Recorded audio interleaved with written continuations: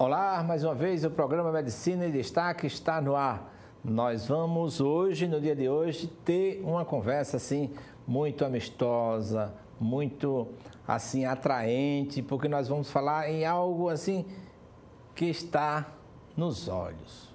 Nosso convidado hoje é oftalmologista e nós vamos tratar aqui no tema sobre toda essa, vamos ter essa visão, não é, de que verdadeiramente é essa especialidade e falar também sobre algumas doenças da retina, principalmente a retinopatia diabética, a retinopatia hipertensiva. Mas antes vamos ao nosso comercial.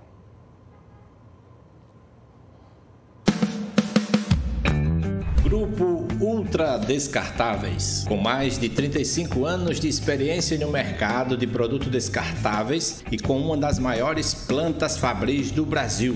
O Grupo Ultra Descartáveis é referência em qualidade e possui um dos maiores mix de produtos do mercado. São marmitas, hamburgueiras, potes, pratos, copos, talheres e muito mais. Como diz esse poeta, viva o Grupo Ultra, com esse povo gentil, seus produtos descartáveis fazendo os progressos mil com uma das maiores plantas fabris do nosso Brasil. Grupo Ultra Descartáveis.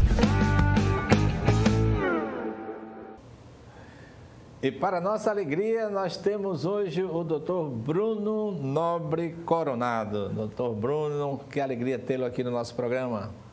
Professor, a alegria é minha. Realmente é um prazer estarmos aqui hoje conversando, né? Desde a época da UFAL, aí o senhor foi professor, eu lembro claramente aí na época das aulas de bioética, no antigo CCBI. Então, realmente é um prazer aqui a gente hoje poder conversar e conversar sobre um tema que para mim é tão caro, que é a oftalmologia, né? Falar sobre a visão, né? Que muitas das vezes é aquilo que pode dar brilho ao nosso dia a dia. Então, agradeço de verdade aí o convite. Até poético, né? Maravilha. E, assim, nos fale aqui, naquele caminho vocês passam e a gente não consegue fazer esse follow-up, para onde é que andam os meus alunos, né? Até eu fiz uns cálculos aí, deve ter uns 35 mil ex-alunos que passaram por nossas mãos nas faculdades da UFAL, SESMAC, UNIT e assim por diante. O que é que lhe encantou os olhos pela oftalmologia? Na verdade, durante a faculdade, eu sempre pensei que faria cirurgia. Cirurgia, eu não direcionava exatamente o que, mas cirurgia era o que me encantava, vamos dizer assim, né? Acabou que no 6º ano eu optei por fazer neurocirurgia. Não fugi muito do tema cirúrgico. Cheguei a fazer 1 ano de neurocirurgia na residência, mas aí o dia a dia do neurocirurgião não me agradou tanto. Enfim, nada em específico, mas um somatório de pequenas situações. Você já estava na residência? Já estava na residência. Onde? No HU. No HU, certo. Acabou que eu achei melhor mudar. E nessa, minha esposa, na época, entrou em oftalmo. E oftalmo era uma das especialidades que não me enchia os olhos. Acabou que o convívio do dia a dia com ela, enfim, com os colegas, os amigos e com a especialidade, me oportunizou a enxergar. Abrir os olhos. Abrir os olhos para a oftalmologia. E aí fiz. É uma especialidade de acesso direto, enfim, são 3 anos, mas aí depois eu fui fazer o que a gente chama de subespecialização, né? Enfim, fellowship, que seria de retina. Aí eu fui para Brasília, passei lá 2 anos com o Dr. Marcos Ávila. O tema neuro é um tema que me agrada muito, tanto é que eu fiz uma outra sub em neurooftalmologia, aí já na Federal de Goiás. E nisso, vamos dizer assim, a parte acadêmica também me agrada muito. Acabou que eu voltei para o UNB para fazer o meu mestrado. Foi aí que oportunizou a ser selecionado aqui para ser professor e aí voltei a casa e, enfim, estou de volta aqui a Maceió já há alguns anos, na verdade. 2019, eu acho que foi. A gente vê muito isso, eu vejo muito meus alunos quando saem assim, e não consegue voltar, né? O que é que pesou mais nessa sua volta? Foi o ensino, as praias ou a família? O que é que contou? O que é que pesou mais para a sua volta? Na verdade, eu já fui querendo voltar. Eu já meio que já tinha na cabeça a ideia de voltar a Maceió. Maceió é uma cidade assim, que me agrada muito. Você comentou aí das praias, enfim, uma cidade, apesar de uma capital, uma cidade ainda que a gente ainda tem um ar ainda interiorano, a gente consegue conhecer um grande número de pessoas. O litoral mais bonito do país. Né? O litoral mais bonito do país.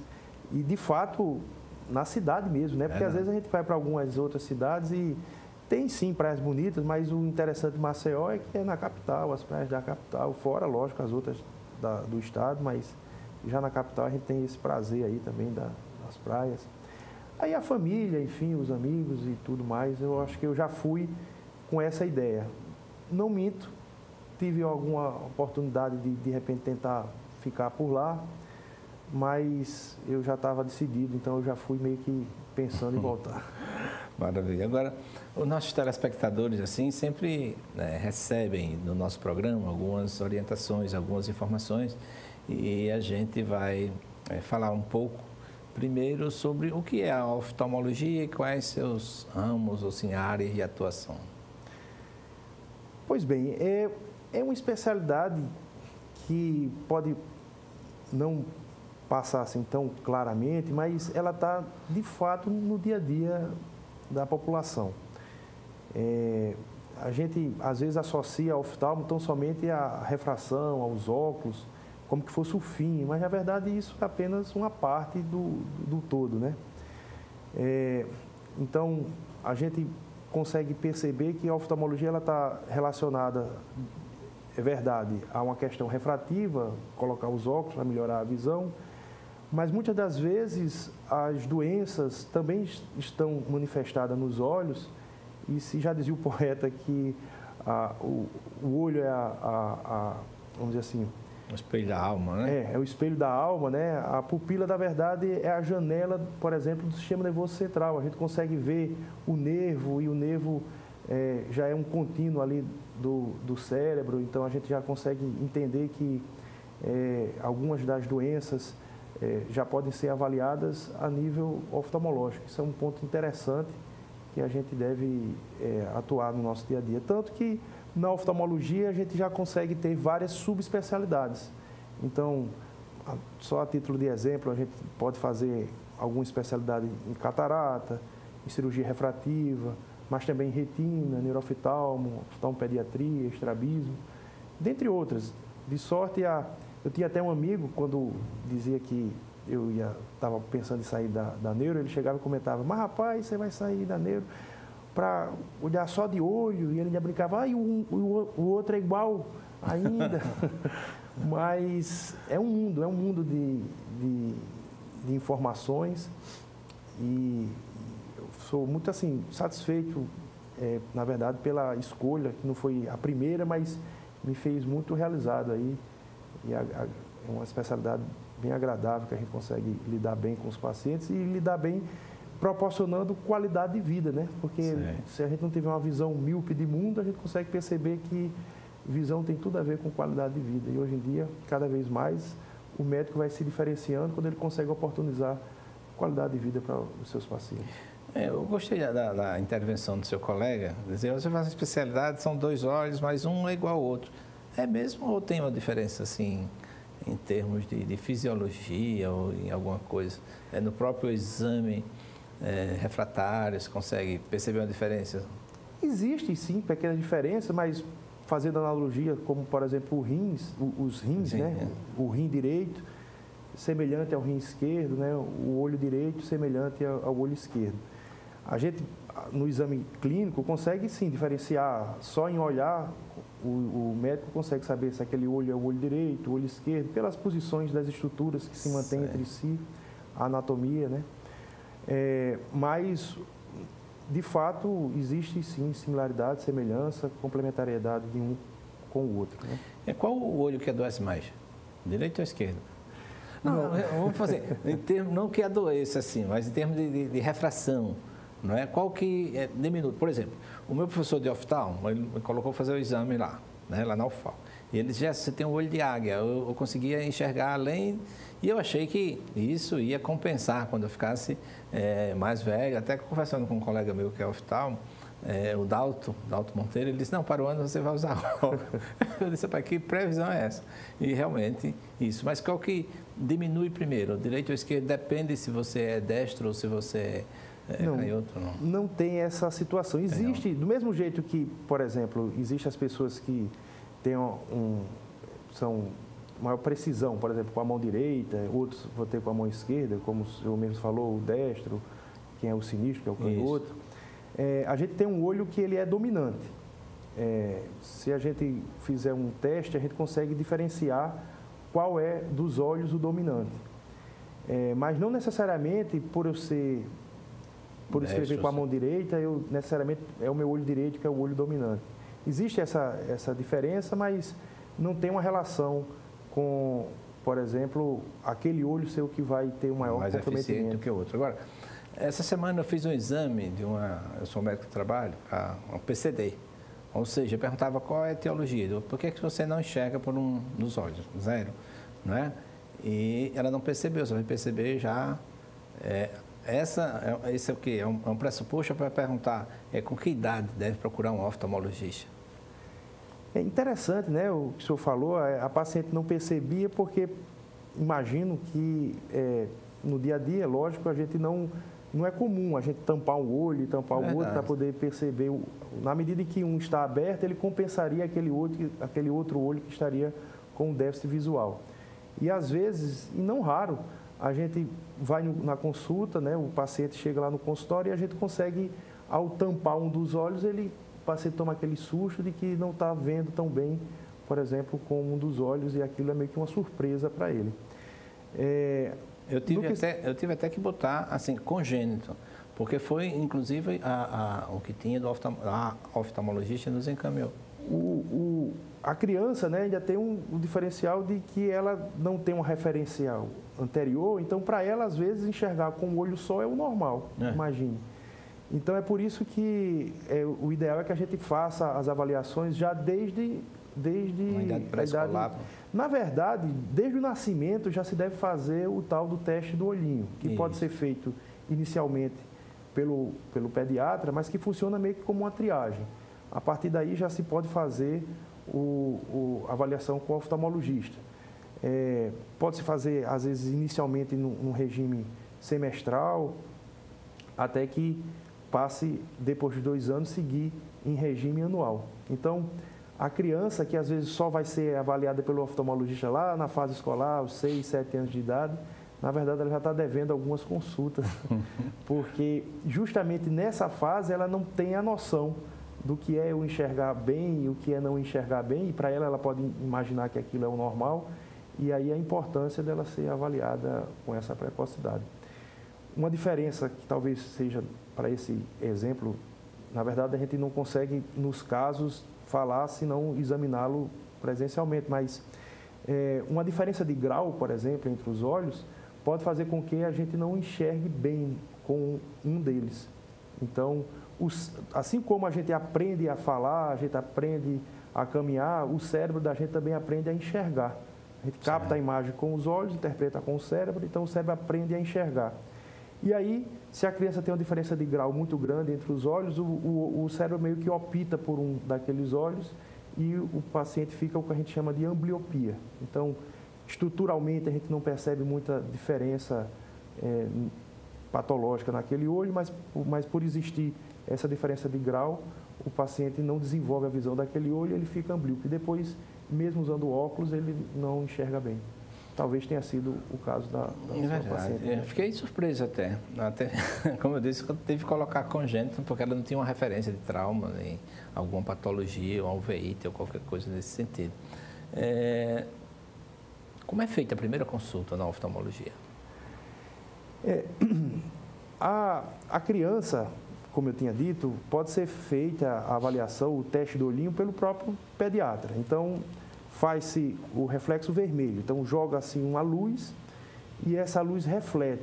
E ela só vai se apresentar vermelho completamente, que antigamente a gente via nas fotografias, a pessoa com os olhos vermelhos, né? No caso, a pupila, né? Quando revelava, né? Quando revelava. Então, isso só acontece se de fato a gente tiver com todo esse meio, né, permeável, assim, a gente tiver a transparência de meios. Então, já na maternidade é possível fazer isso. Depois vai para o consultório, e aí no consultório a gente consegue inferir até o grau da criança. Se ela tiver um grau muito grande, é possível que a gente precise prescrever óculos, mas muitas das vezes um grau pequeno consegue ser compensado pelos menores sem maiores dificuldades. Então, existe naquela fase pré-verbal algumas estratégias que a gente utiliza, algumas figuras para chamar a atenção da criança, alguns testes específicos, que faz com que ela foque para aquela figura e a gente entende que ela está enxergando, e com isso a gente tem uma inferência de visão. Até que, de fato, chega a fase verbal e a fase que ela já consegue interpretar, interagir melhor, comunicar, e aí ela vai progressivamente desenvolvendo uma interpretação semelhante ao adulto. E quais principais exames são realizados hoje dentro da oftalmologia? Bom, é uma infinidade, né, de possibilidades que a gente pode imaginar. Como eu disse, a gente tem algumas subespecialidades, a gente pode até compartimentalizar em algumas dessas subespecialidades. Na retina, que por exemplo é uma das que eu faço, é muito comum a gente avaliar o fundo do olho, né? No final das contas o pessoal chama de fundoscopia, que seria o teste em que o próprio médico consegue examinar o fundo do olho do paciente, mas a gente pode fotografar isso, que é a retinografia, pode ser necessário a gente fazer o uso de alguns corantes, que o pessoal chama como se fosse um exame contrastado, a anjo, existe o OCT, enfim, existe de fato uma gama de exames. Hoje a medicina, especificamente a oftalmologia, ela tem muito desenvolvimento tecnológico, então assim, até como foi conversado há pouco, até a inteligência artificial já está fazendo parte de cada vez mais do dia a dia, né, do médico, e aos poucos, lógico, é um processo, também vai fazendo parte da oftalmologia. Eu vi uma palestra com um oftalmologista falando sobre a inteligência artificial. Através dos olhos, podem enxergar até patologias que a pessoa ainda vai ter lá na frente, né? Os milhares de informações cruzam aquelas linhas de informações e você conhece as patologias principais. Olha aí. A imagem que mostra aí enfim, a gente está fazendo o exame na lâmpada de fenda, né? Imagino que seja algo comum, né? As pessoas irem ao oftalmo, e aí o olho, por ser uma estrutura pequena, a gente precisa meio que de uma lupa, entre aspas, meio que um microscópio também, entre aspas, então seria o equivalente aí. A gente, nessa lâmpada de fenda, a gente consegue aumentar, né, o zoom, e aí conseguir visualizar as estruturas do olho, aquelas estruturas pequenas, com mais detalhes, e conseguir definir quais seriam as patologias, porventura, que aquele paciente tem, ou sair com uma boa notícia que o paciente não tem nada, que não está precisando de nada. Excelente notícia. E o que é que pode ser visto? Você tem umas imagens aí de fundo de olho, né? Onde mostra isso aí, né? Esse é uma fundoscopia, um fundo de olho normal. Interessante aí que aí tem uma fotografia que a gente chama de retinografia, que é de fato uma fotografia do fundo do olho. Você consegue ver o nervo, consegue ver que do nervo saem os vasos e consegue ver esse alaranjado que seria a retina. A retina é como que o papel de parede do fundo do olho, e ela é formada por neurônios, por células neuronais modificadas. E fazendo analogia, se a retina fosse a minha mão, as células da retina, especificamente os axônios, né, das células ganglionares, elas vão se juntar para formar o nervo. Então, o nervo seria como se fosse meu braço. E o cérebro, o lobo occipital, como se fosse o meu corpo. Isso é um contínuo. E naquela imagem a gente conseguia perceber que existia um contínuo entre a retina, o nervo e o lobo occipital ali. Então, retina, via óptica e lobo occipital é um contínuo. E é isso que a gente consegue perceber em algumas pesquisas, como o senhor tinha falado, faz-se a análise dessas células retinianas e a gente consegue perceber alguns fatores preditivos de doenças crônico-degenerativas, tipo Alzheimer, tipo esclerose lateral amiotrófica. Então, isso já é palco de pesquisas para poder a gente conseguir, ao avaliar o olho, conseguir perceber algumas outras doenças, por exemplo, doenças neurológicas. E já que o tema é a retinopatia, né, diabética e hipertensiva, no contexto, existe alguma diferença entre um e outro, fisiopatologicamente falando? Sim, tem. Primeiro que, enfim, hipertensão e diabetes são doenças muito comuns, né? E distintas entre si. Acontece também, infelizmente, de alguns pacientes terem tanto hipertensão quanto diabetes. De forma grosseira, a fisiopatologia delas se assemelha na ideia de que são doenças sistêmicas que comprometem os vasos. E dentre os vasos do corpo todo, pode ter o comprometimento, tem alguns órgãos-alvo, né, que seriam aqueles órgãos mais sensíveis.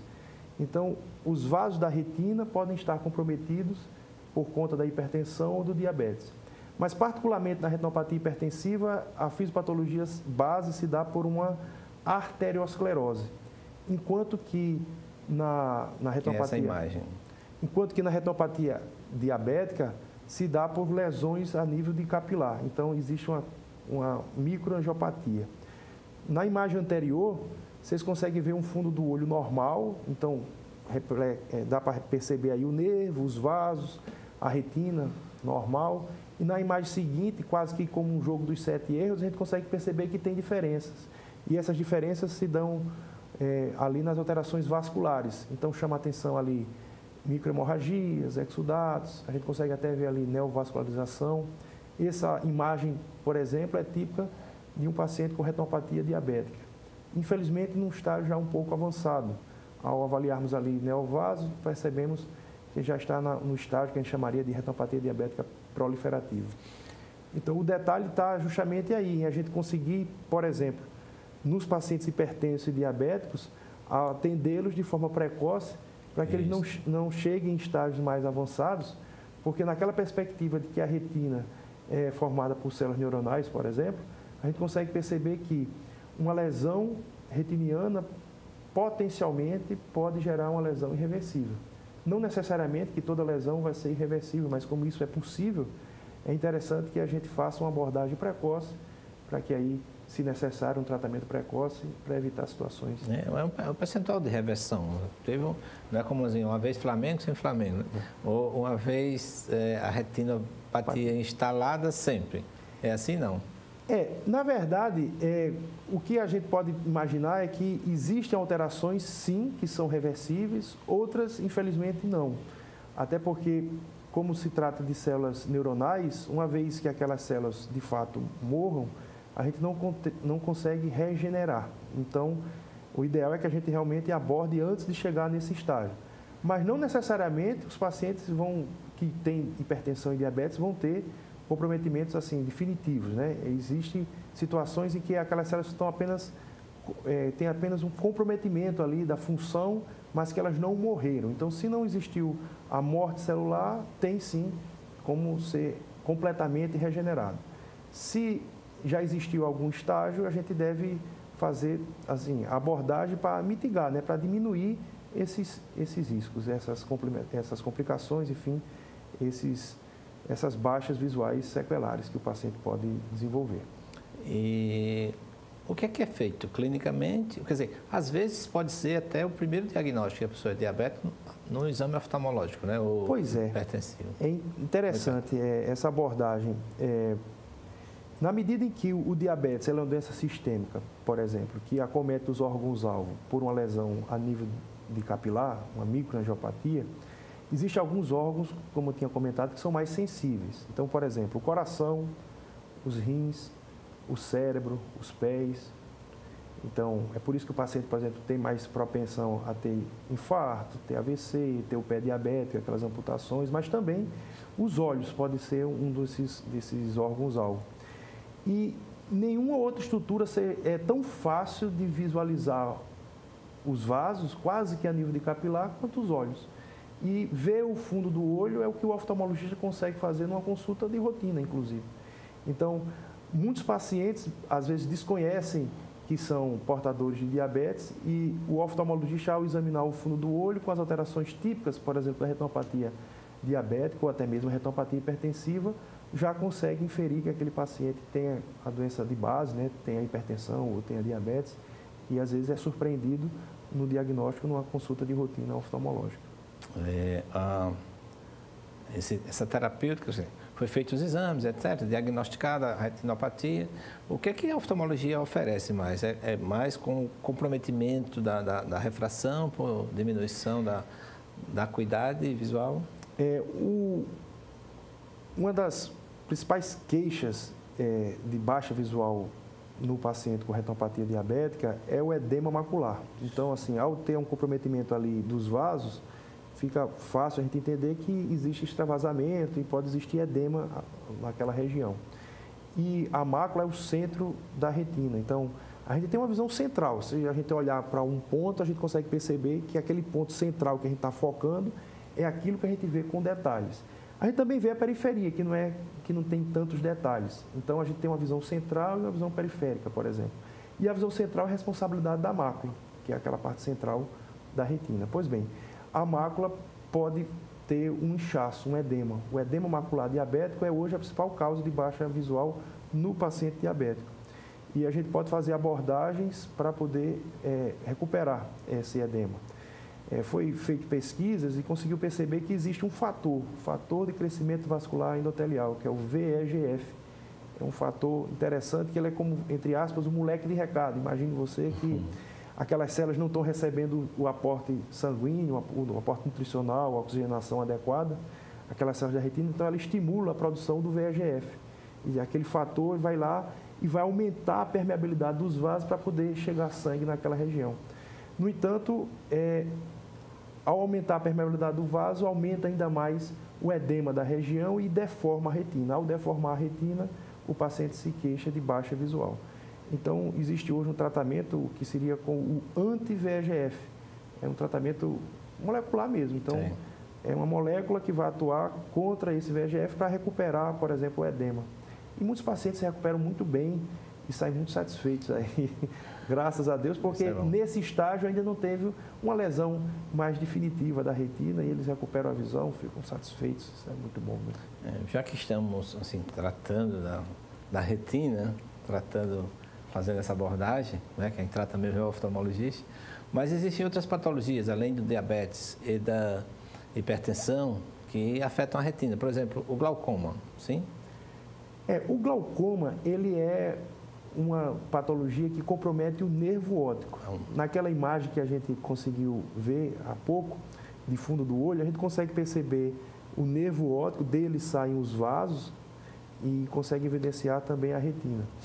Então, uma lesão no nervo óptico típica, a gente pode classificar como um paciente glaucomatoso. Então, é uma doença do fundo do olho, mas mais direcionada ali para o nervo óptico.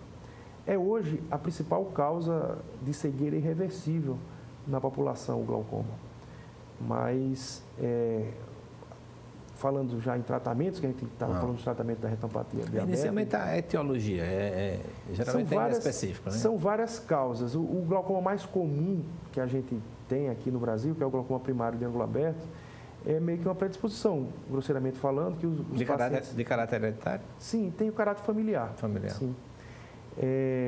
Existe, por exemplo, a cor da pele também, pode ser algum dos fatores de risco, a espessura da córnea, enfim, existem alguns fatores de risco, a idade é um fator de risco muito importante para o glaucoma, e então é uma lesão que acomete o nervo óptico, mas está ali, né, no fundo do olho, está ali para que a gente possa conseguir fazer aquela avaliação nas consultas de rotina, não necessariamente para o oftalmologista especialista em retina, vai precisar ser para poder diagnosticar a retinopatia diabética, assim como não necessariamente precisa ser um glaucomatólogo para poder diagnosticar o glaucoma. Você ia falando assim, já que no glaucoma, a terapia, né? Sim. Hoje a gente consegue perceber que a pressão é um dos principais, vamos dizer assim, problemas no paciente com glaucoma. É o fator de risco modificável. Porque eu comentei que a idade, por exemplo, é um fator de risco, mas a gente, como médico, não consegue abordar e regredir a idade do paciente. A cor da pele, a gente, enfim, não consegue alterar, a gente não consegue alterar a espessura da córnea, mas podemos alterar a pressão do olho. E um dos fatores de risco modificável do glaucoma é a pressão, daí o tratamento do glaucoma grosseiramente está baseado em baixar a pressão. E hoje temos colírios que conseguem controlar bem a pressão dos pacientes a ponto deles conseguirem ter uma vida normal, bem dizer, né? Como agem esses colírios? Existem alguns colírios que diminuem a produção do humor aquoso, que é um líquido que tem dentro do olho. O olho ele funciona como que, pense numa caixa, que se a gente enche de líquido, ela tem um local de drenagem também. Então, se eu produzo demais, pode aumentar a pressão daquele olho. Se eu tenho um comprometimento na drenagem também daquele líquido, pode comprometer aumentando a pressão do olho. Então, existem colírios que atuam na diminuição da produção desse humor aquoso, existem outros que atuam no aumento da drenagem, como existem também alguns que atuam nessas duas frentes. Então, ao diminuir a pressão, que seria esse fator de risco modificável, é o que a gente consegue atuar para dar mais, vamos dizer assim, longevidade e funcionalidade ao nervo do paciente. A gente, né, na condição do professor, eu você professor, a gente chama muita atenção com relação a essa primeira consulta, principalmente aqueles profissionais que estão nas UPAs, estão no programa de saúde da família. Quer dizer, o exame oftalmológico, quer dizer, pelo menos uma investigação e o exame físico com os indicadores, você pode até ter uma noção de como está essa pressão do olho ou tensão do olho, né? Sim, sim. Uma imagem que apareceu ali, que é a lâmpada de fenda, que o paciente, quem já foi oftalmo, provavelmente já colocou lá a cabeça naquele aparelho, vem acoplado naqueles aparelhos um tonômetro. Então, ali mesmo, naquela consulta de rotina, a gente consegue medir a pressão do olho. Então, assim como a gente consegue aferir a pressão arterial do paciente, a gente também consegue inferir a pressão intraocular, numa consulta de rotina. E isso daí vai ser, ou pode ser, né, um referencial para o acompanhamento e o tratamento desses pacientes.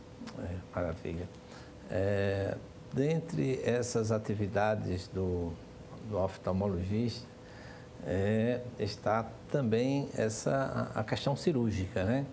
E nessas patologias de descolamento, ou de retinopatia, quais as que têm indicação, né? Eu digo isso com a experiência do meu pai, teve um acidente, teve descolamento de retina. Essa é a abordagem cirúrgica, sim, né? As outras não existe abordagem cirúrgica. Glaucoma, diabetes, hipertensão. A oftalmo ela é uma especialidade clínico-cirúrgica.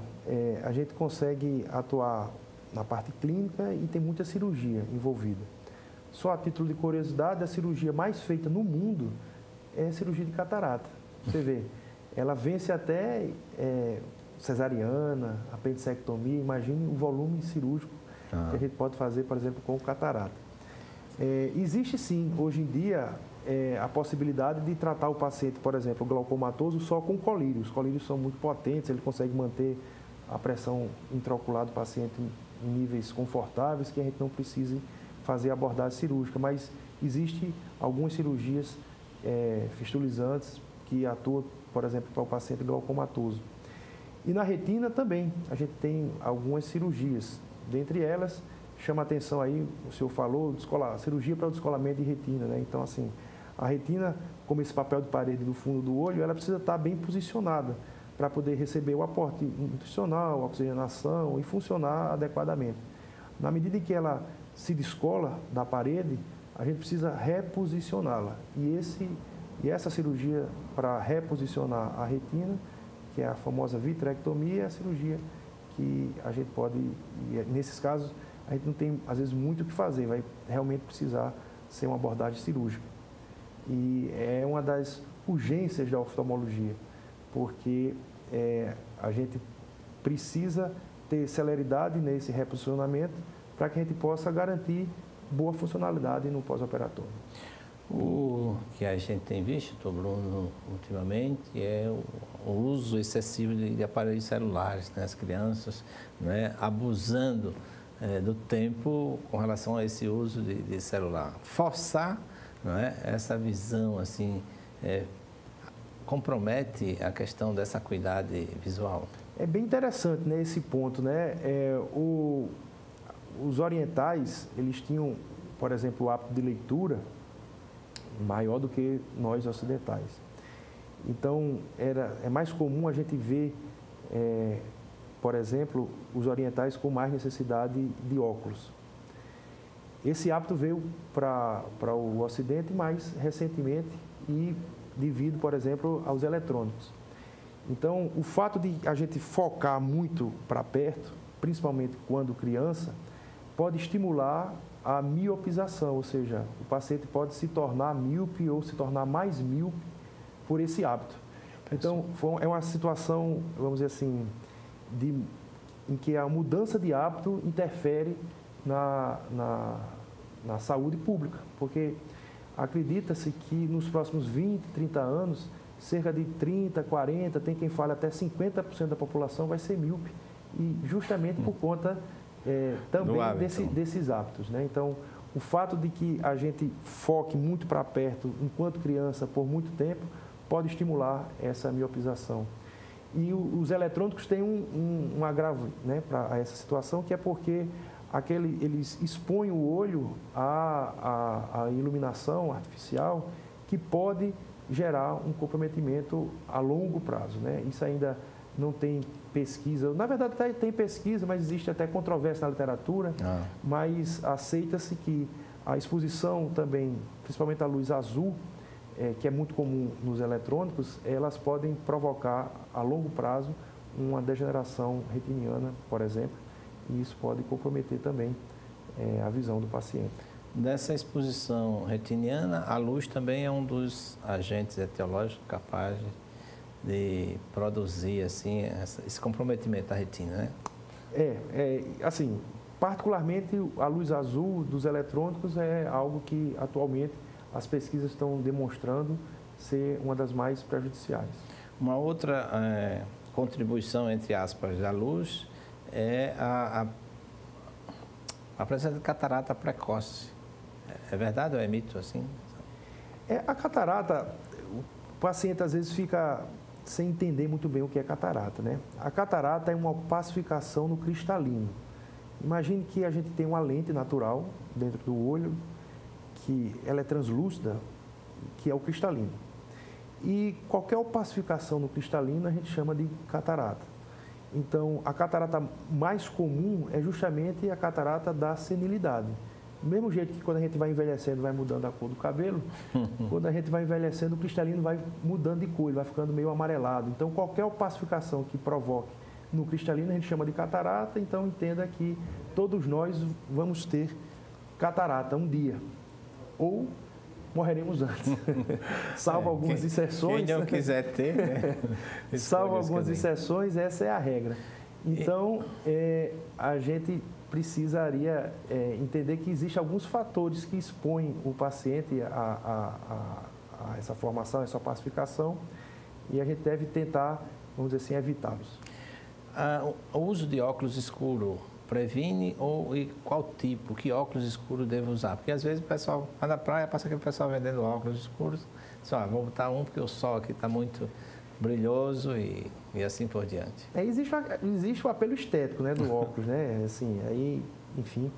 Mas o que é interessante a gente perceber é que quando a gente coloca, por exemplo, um óculos escuro, ou se a gente vai para um ambiente de penumbra, o normal é a gente dilatar a pupila. Então, assim, a pupila é aquele orifício que tem ali no colorido do olho, que é a íris, e a gente dilata justamente para poder captar mais luz e poder enxergar melhor. E aí perceba, se a gente coloca um óculos escuro, a tendência é que a gente tenha até uma discreta aumento da pupila, uma discreta dilatação da pupila. E se essa lente não é preparada, se essa lente não tem, por exemplo, a proteção contra a luz ultravioleta, a gente vai expor esse olho ainda mais com o óculos escuro. Parece um contrassenso, mas o que eu estou falando é que a gente precisaria sim que os óculos escuros tivessem uma proteção ultravioleta. E a gente vai ter mais garantias que os óculos vão ter essa proteção se a gente tiver uma certa, vamos dizer, garantia de origem, né, dessas lentes. Então, a compra inadvertida do óculos escuro pode comprometer o fundo do olho do paciente, por exemplo, nesse sentido. Lente de contato, quando usá-las e quando a contraindicação? Lente de contato, hoje em dia, também a gente tem grande facilidade de fazer o uso de lente de contato. Também pode ser um apelo estético, tem pessoas que gostam de óculos, tem outros que não gostam, enfim. Até crianças podem fazer uso de lente de contato. Não é uma contraindicação, lógico.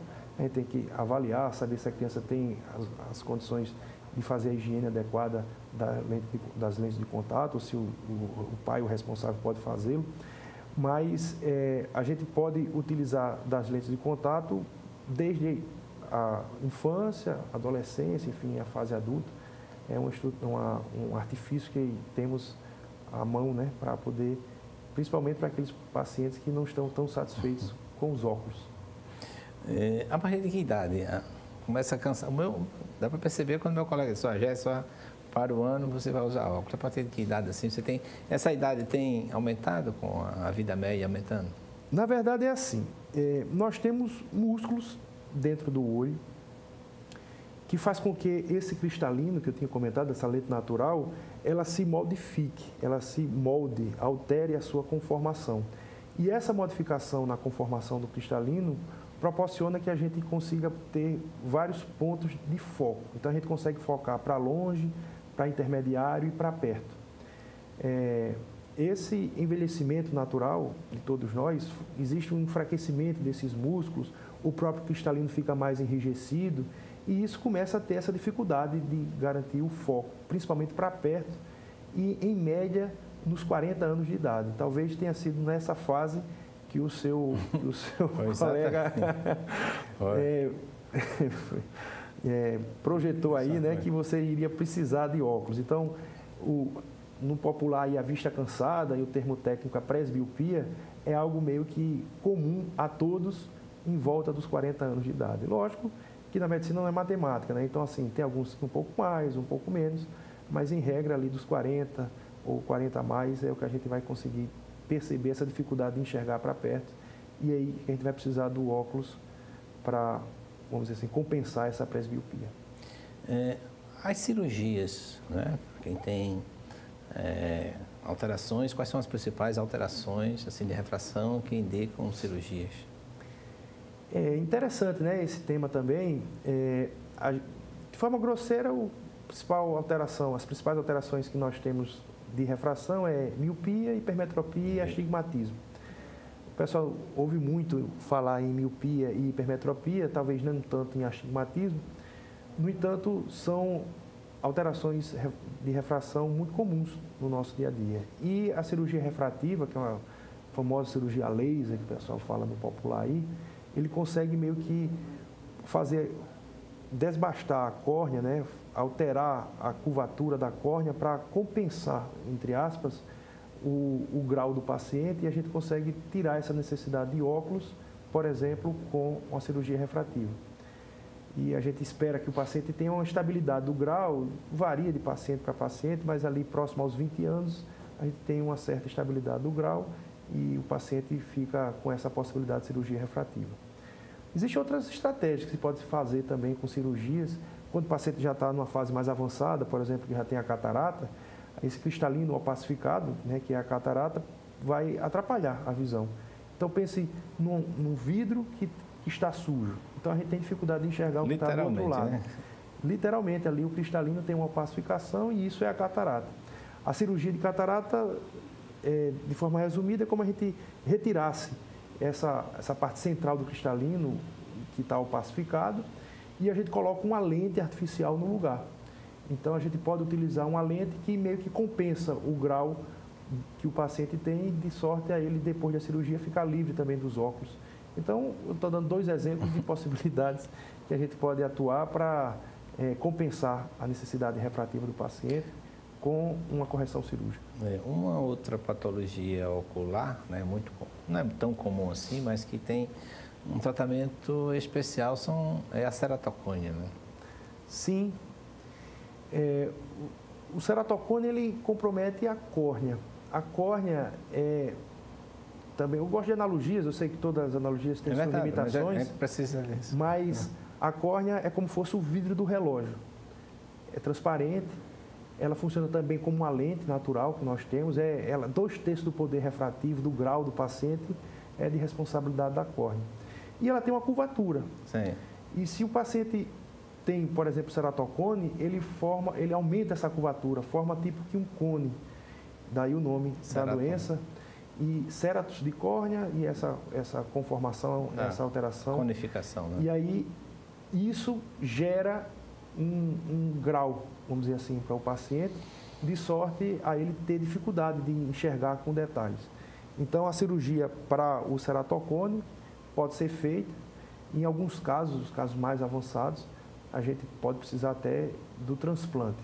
Mas assim, é meio que um processo. Às vezes só óculos resolve, às vezes umas lentes especiais são necessárias, às vezes cirurgias na córnea, e quando aquele paciente já tem um comprometimento corneano mais avançado, às vezes a gente precisa de um transplante de córnea, mas não é o dia a dia, né? Mas existe sim essa possibilidade terapêutica. Limpar os olhos. Qual líquido assim que está indicado para... e também umidificar, né? A gente precisa. Quando umidificar e quando necessita lavar, com que lavar? A gente escuta muito paciente falar que está lavando os olhos com soro fisiológico, né? E assim, se a ideia for lavar, é ótima opção.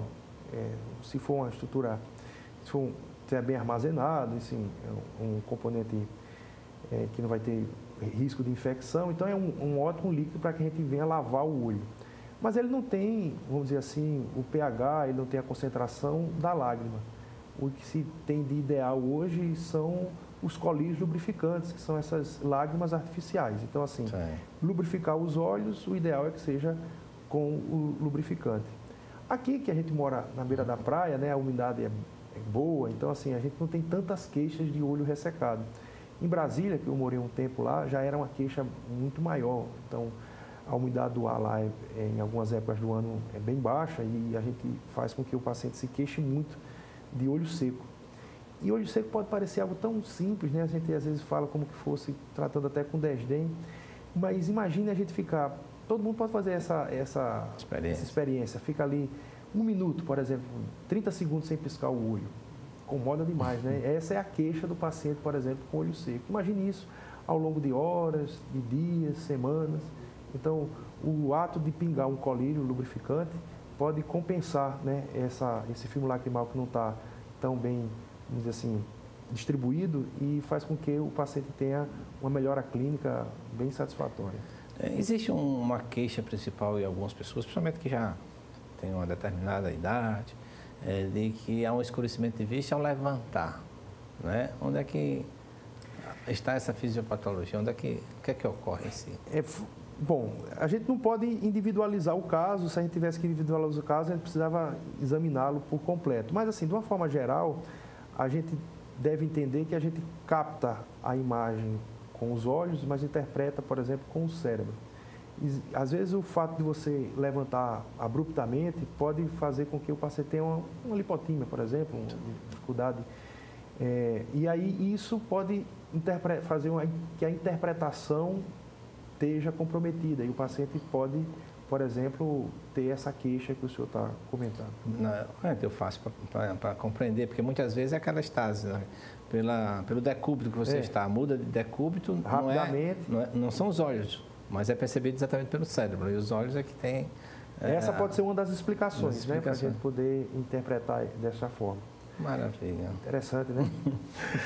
Professor Bruno, tem mais algumas considerações aí, se você queria falar algumas coisas? Faça algumas considerações sobre a oftalmologia e depois a gente vai dar...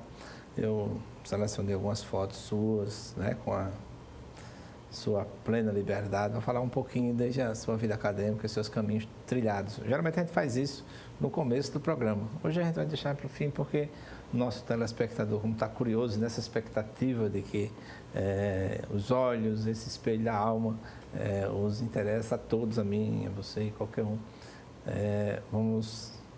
Faça umas considerações e depois a gente fará uma segunda depois da exposição das fotos, bem? Tá ótimo. A oftalmo, ela é uma especialidade, como eu comentei há pouco, que está no nosso dia a dia. É um dos sentidos que nós interagimos mais com o mundo, é a visão.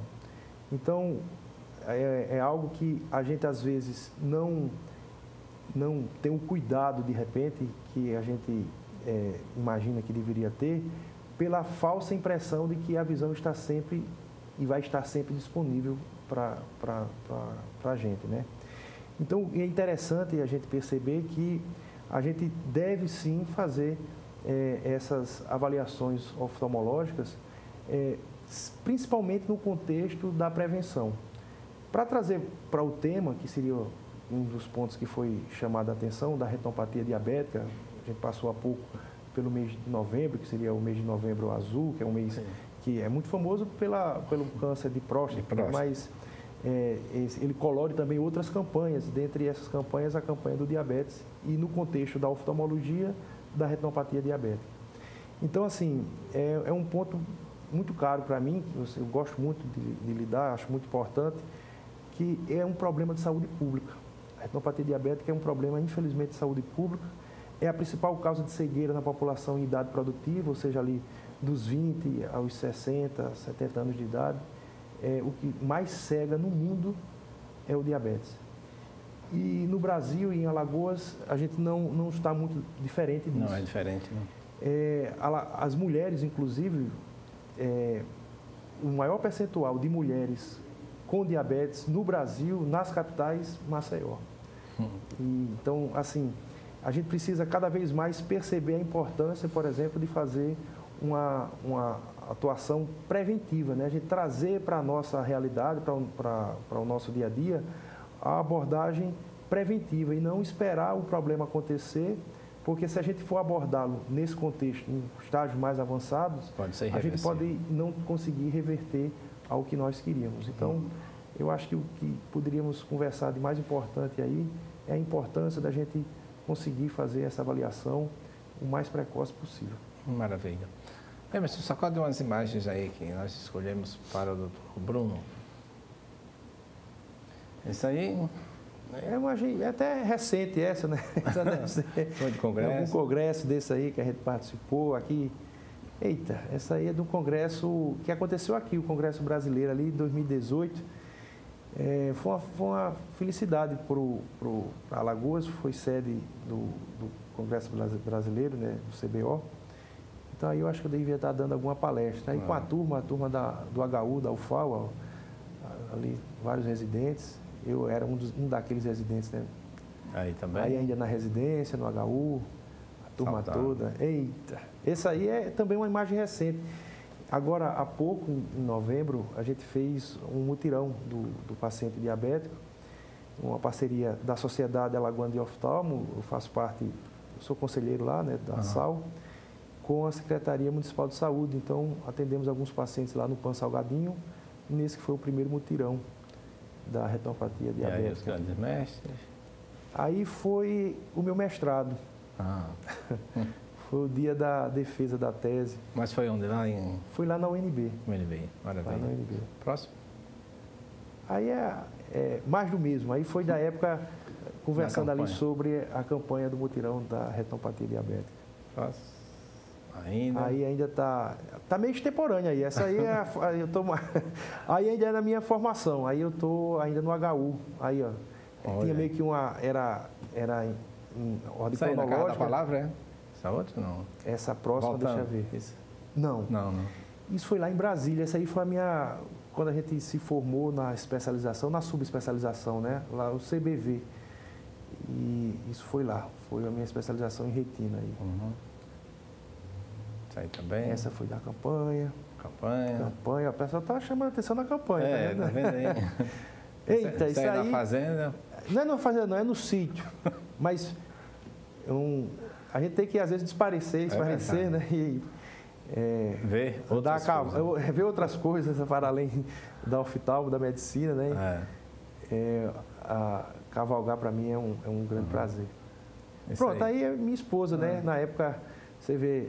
Também faz oftalmo? Eu fui para neurocirurgia, ela foi para oftalmo enquanto especialidade. Sim.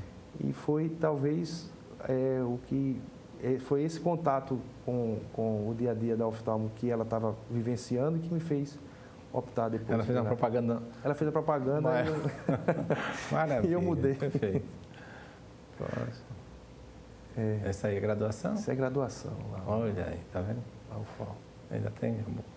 Maravilha. Professor Bruno, uma alegria imensa, né? Voltar até aquela foto aí da graduação, tempo de criança, entre aspas, né?